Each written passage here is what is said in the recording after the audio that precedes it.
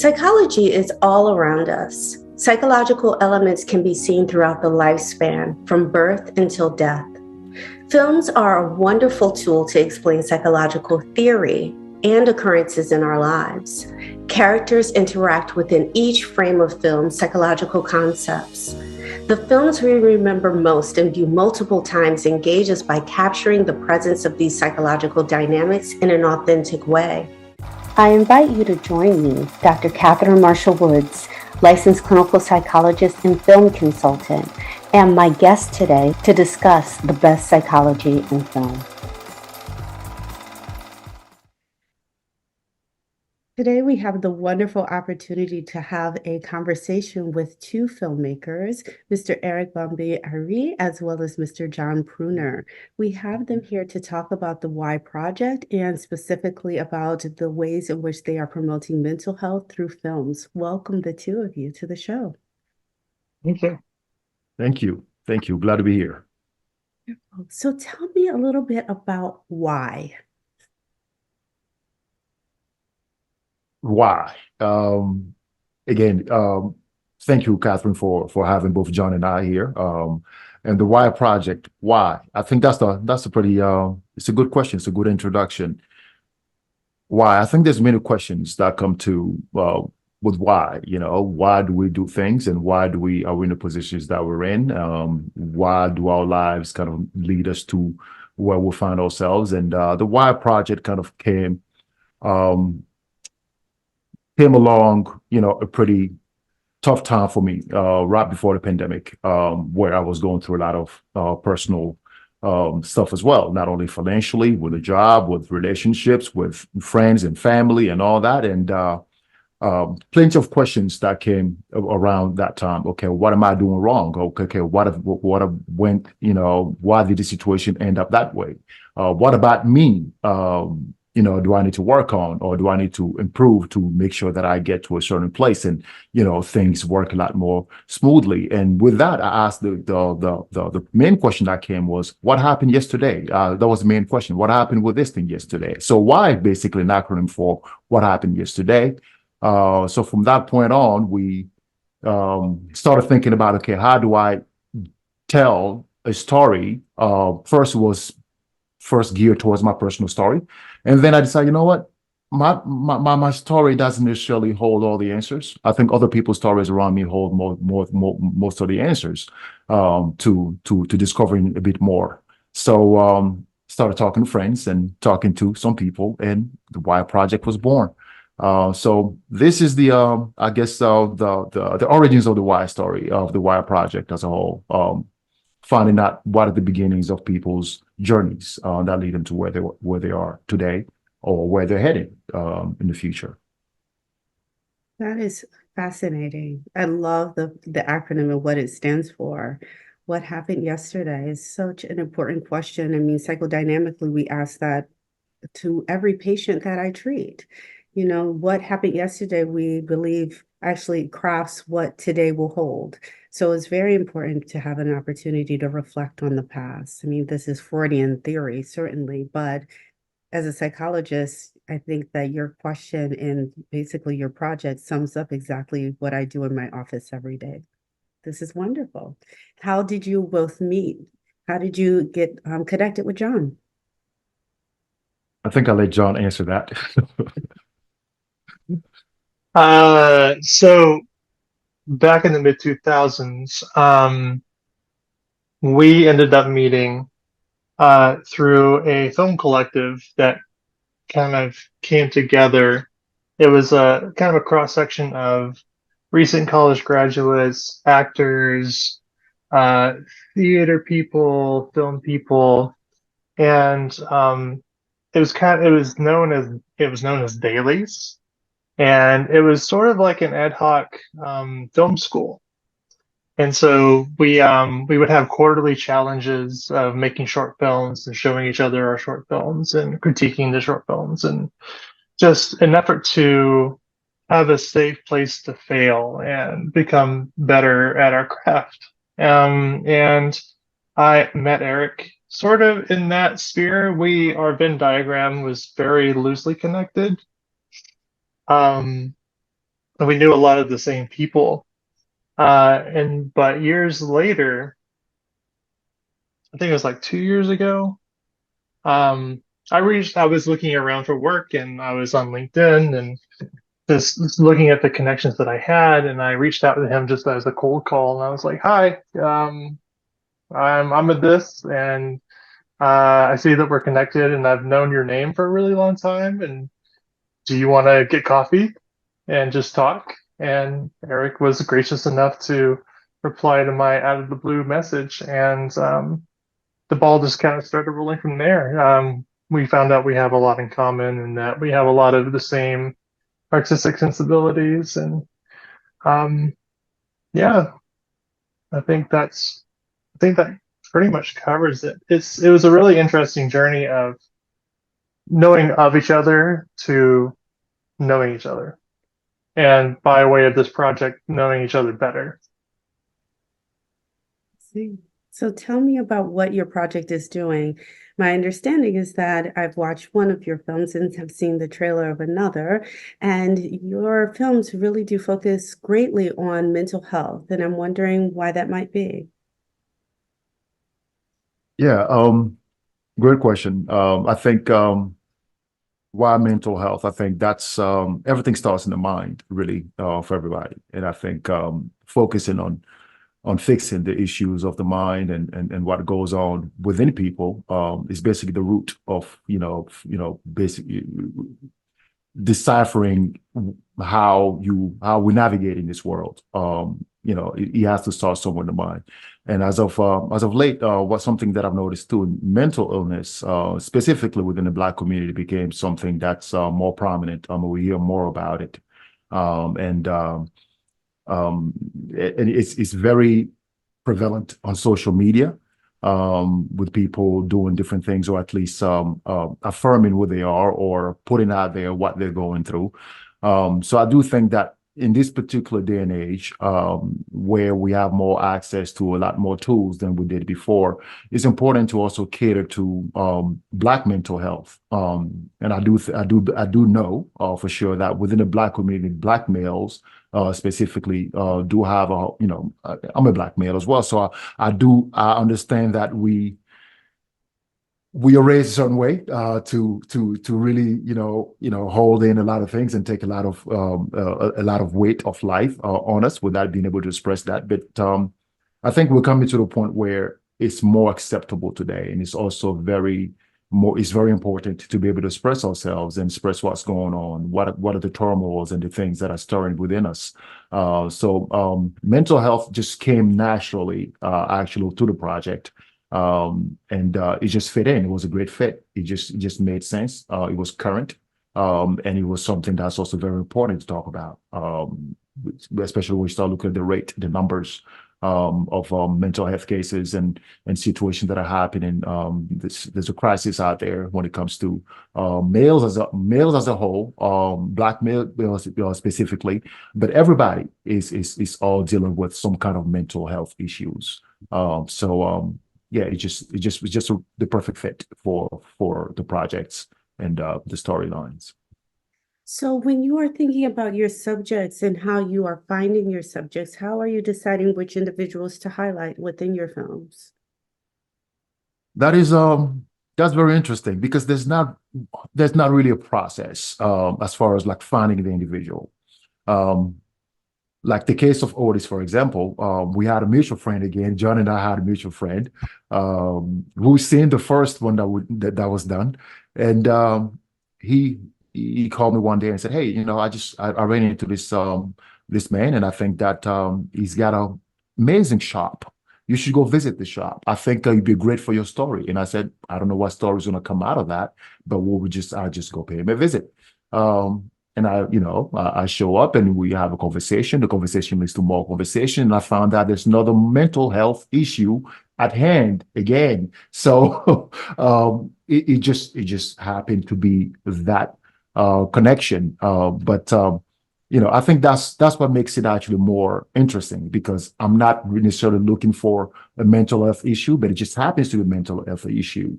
I'm not necessarily looking. I'm just discovering people. That's the process. discover people, engage with people, and the stories come to light. I think you find better stories that way. There have been cases where potential future stories where I kind of know the story already. It's just by digging and making sure that that story makes sense for what we're trying to do.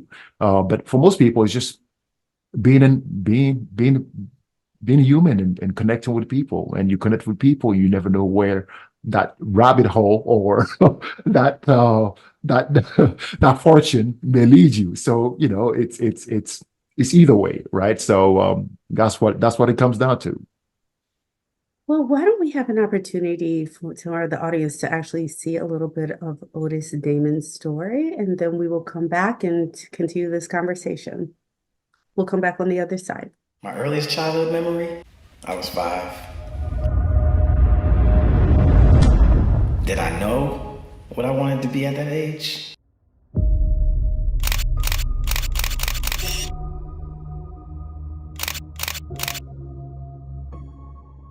I always had this feeling like something was leaving me, and I didn't know what I was. I've lived with depression for decades, or at least as far as I can remember. They said my depressions were spirits.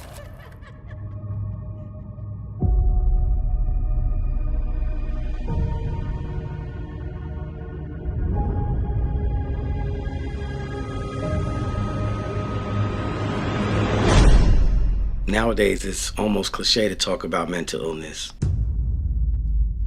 But I had to work hard for me. So one of the things that Otis talks about a bit is, first of all, his profession, which, being a hat artistry is very interesting with the idea of making hats and how really exposed he has been because he has followed his dreams of making hats with very famous individuals and really being actually able to show his talents in this way, which is extraordinarily creative, but also at the same point, being very thoughtful regarding a history of depression, a history of even thinking about suicide. And why this story? I mean, obviously, like you mentioned, there's always a mental health component to an individual. Everyone has a story about mental health. Otis Damon actually states nowadays it is almost cliche to talk about mental health. So we know that it is a common told story. And we also have, the statistic that Black youth ages 10 to 19 have the fastest growing suicide rate compared to their peers of other racial and ethnic groups. And why are you trying to highlight this for the general public per se?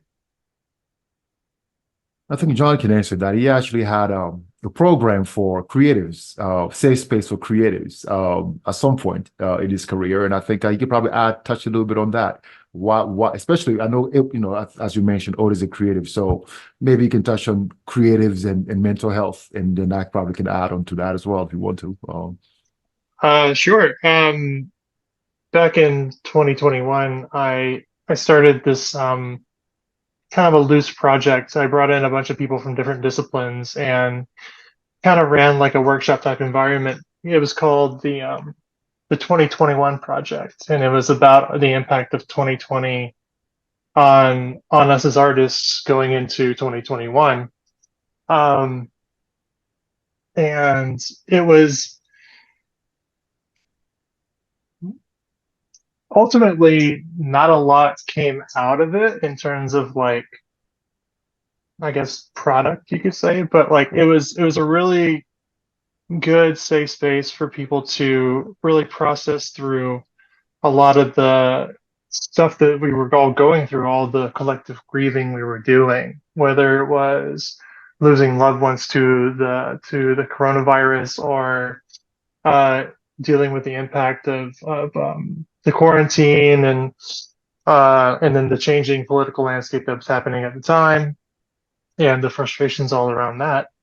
Um, but it was a really good way to like bring those thoughts and fears and emotions to the table and kind of workshop through them. And my background is from theater. I started doing theater when I was 15 years old, and I transitioned into film later. But I really have this collaborative mindset that I like to, whenever I have an idea, I like to workshop it. I like to tell people about it. I'm like, Eric, I have this idea for this. What do you think about this? Like, why does it work? Why does it not? And yeah, and I think it's something that I've found in my own journey is the more in touch we become with ourselves, the better our stories become. So, and as a person who has been very out of touch with himself for a very long time, been in therapy for over 10 years, um, that's a really monumental journey. And then it eventually starts coming outward. Mhm. Yeah. Absolutely. And to add to that, I think something specific that, you, to your question that you ask is, working with people, and also specifically, looking at what the data shows when it comes to, Black youth and the spike, in the suicide, rates or mental health cases that are happening there. Um, the trend is only going to tick uphill up, because I mean, it's in the 80s, the numbers were much lower than in the 90s, the 2000s, the 2010s, and now. So when you start thinking about it, you start thinking about the exposure that we have today to a lot of things, especially social media, being one, where there's a lot of comparing, that people do, young kids actually, have, see a lot of things on social media. They compare themselves to, and basically you realize soon enough, as you grow as a younger, to you realize, okay, those things may not be attainable. It actually weighs even deeper and, a little more stronger on what your image, your identity, becomes, so you have to find a place where you can express your way some way. So what John was doing with his project was kind of like for creatives specifically to find a way. But in the general audience, in the general public, where do people find that safe space to talk about what they're going through? And it's not gonna, I don't think that right now, when you look at what specifically, the studies have shown that, especially with Black men, that situation is going to decrease. I mean, it's not even talked about even more. I think last week we had the golf player who committed suicide, and that is a prominent figure. So that may be able to bring some stories to light. But when it comes specifically to Black male environment that they grow up in, some of the circumstances in which they grow in, all those things are factors that come in and even deepen their situation and their vulnerability to this kind of crisis, this kind of mental crisis. So what do we do with that? How do we approach that? How do we fix that? How do we help them grow through that? So those are the things that I think should be talked about even more. And I hope we'll find a way to really bring these numbers down, or to help them, find that there's a place, there's some place, some way that you can, find, whether it is through, a safe space, like a creative safe space, or it's finding other people around you that you can actually relate to. But again, we live in such a fractured society today where nobody talks. Everybody's on their devices. So who do you confide to? Who do you talk to?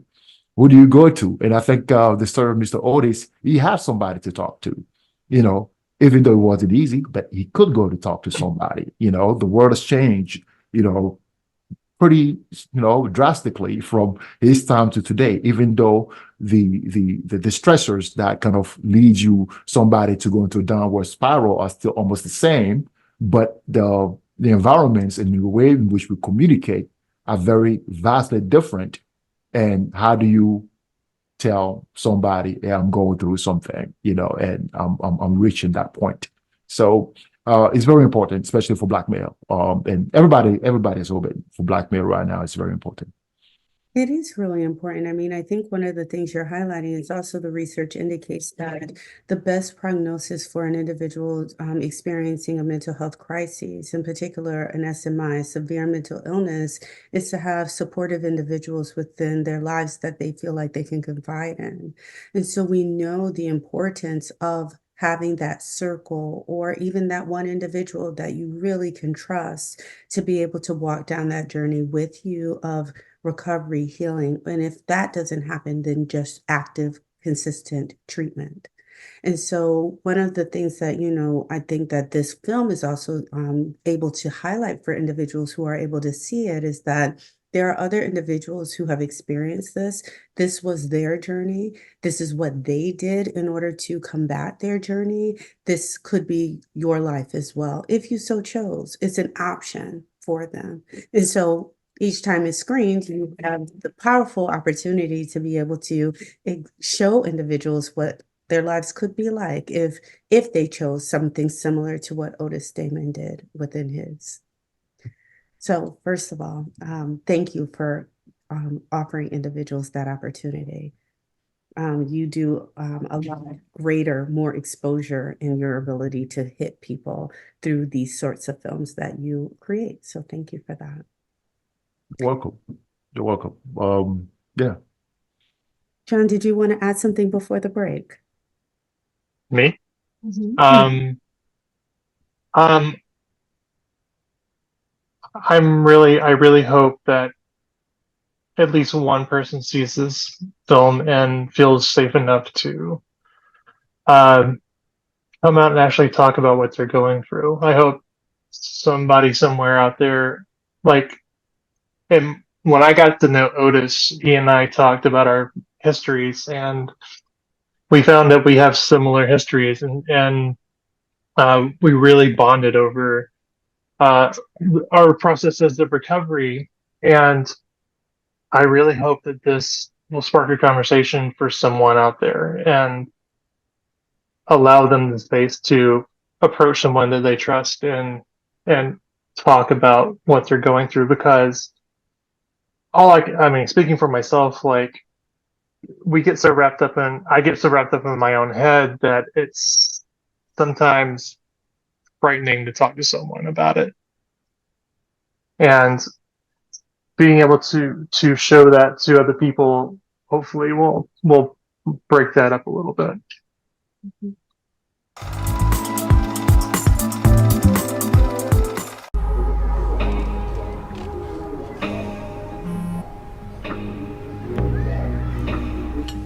I don't know why you're so sad. You've got a roof over your head. Bro, you gotta stop with that depression stuff. That's a white people thing. Escúchame, en esta casa los hombres no lloran.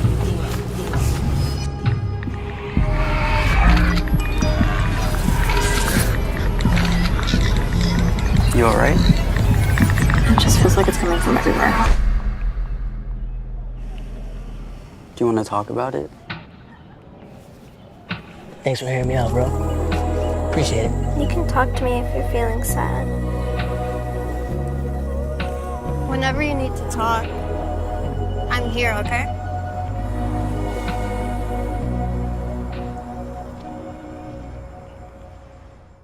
Today, we have the pleasure of speaking with Mr. Eric Bomba-Ire as well as John Pruner, the filmmakers behind the Why Project. And specifically, we're talking about Otis Damon's project in film with them regarding suicide and depression. Thank you again for joining us. Thank you. You have noted, Eric, that the question can be posed to some individuals is, can you spot the signs of depression in a child or a teenager? And second is, how can one redirect a child from self-destruction towards self-realization, which I think is really a very important question to ask. Well, let's even go with the first aspect is, how can we understand and identify the signs of depression? I imagine that within Otis' story, was that actually shown? Speaking for Mr. Otis, which I shouldn't, I'd rather have him actually speak for himself. But I'll say that from what I gathered from this story, those signs, I think those signs were there, but I don't think that a lot of people in his environment, direct environment, really noticed them. I think he actually had the courage to speak to somebody who he thought would listen to him. In my personal daily life, am I able to identify the signs of somebody who is depressive? I think it's kind of hard without the proper education, the proper. I think you probably can probably find see those signs a lot more because that's your field. For us, the general public, I think it comes down to also being educated as a general public, whether or not we think we have mental issues or not. Maybe we're a lot more sane than others, or we have less problem than others. I think the education when it comes to mental issues or mental health, it's not just one-sided, just for the people who are going through it. It's for everybody. Not only to fine-tune themselves, to fine-tune their understanding of it. And I think that can probably help somebody be able to identify those.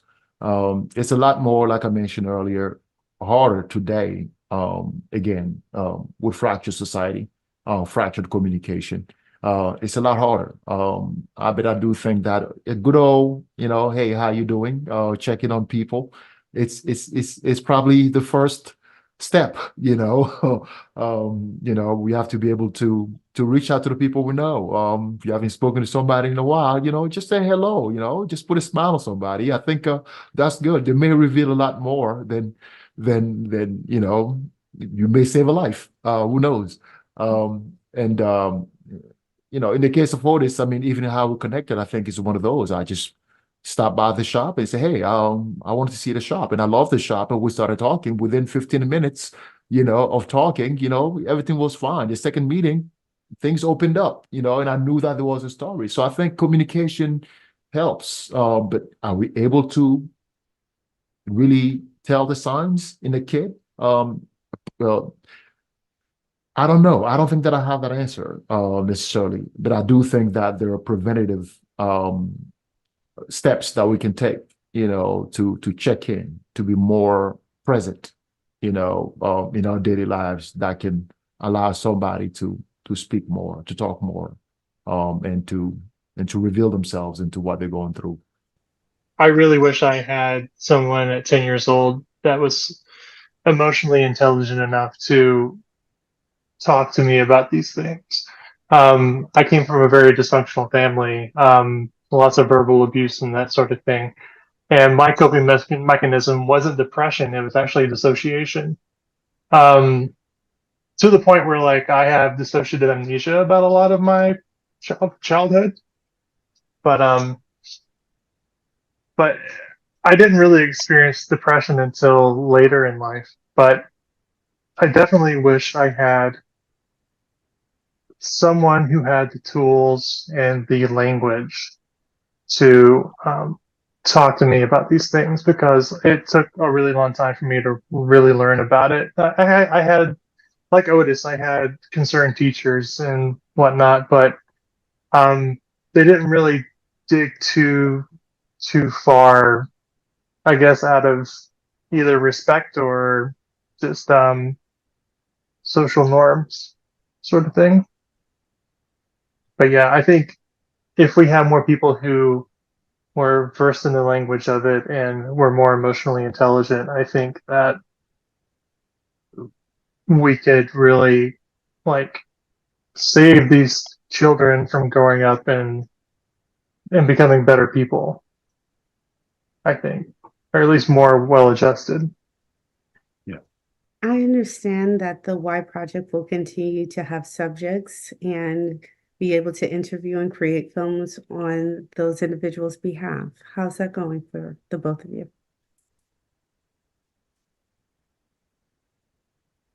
What does your future hold? We'll say that, yes, it will continue to grow. As of now, yes, we have these two. We have the first one that we did. We have the Otis story, who is also going into the world, doing his festival runs. So we're still, working to try to make sure that he gets the right visibility into the right places.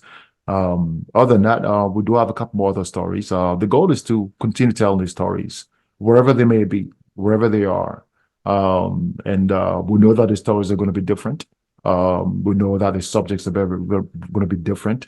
But, I think that the key is to make sure that at the end of the day, each story that we tell has to be able to have an impact.